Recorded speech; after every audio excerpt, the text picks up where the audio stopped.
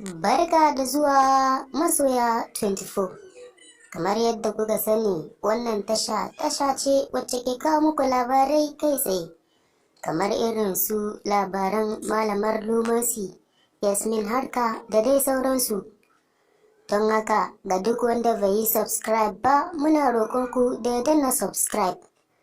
Sannan ku danna alamar ƙararrawar sanarwa ta yadda za mu sanar da ku da zarar mun ɗora sabon bidiyo.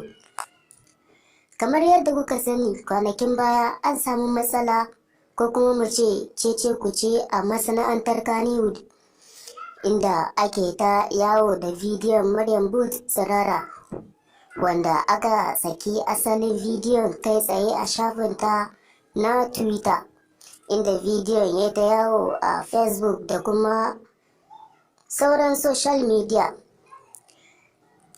Saboda haka a 'yan kwanakin nan an sake hotuna wanda shi wannan ba bidiyo ba ne, face hotuna ne da aka sake na Maryam Booth tsirara, wanda aka mata babu kaya a cikinta.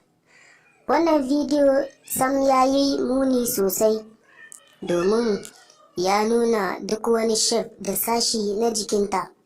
Shi yasa muka yanke shawarar kawo muku wannan hotuna a wannan tasha mai suna Fasaha TV.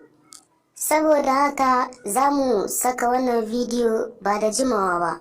Sannan ga duk mai so ya kalla wannan bidiyo na Maryam Yahaya, sai ya danna subscribe, sannan ku danna alamar ƙararrawar sanarwa ta yadda za mu sanar da ku da zarar mun ɗora wannan bidiyo. Sannan muna roƙonku da ku tura wa sauran mutane. Mun gode.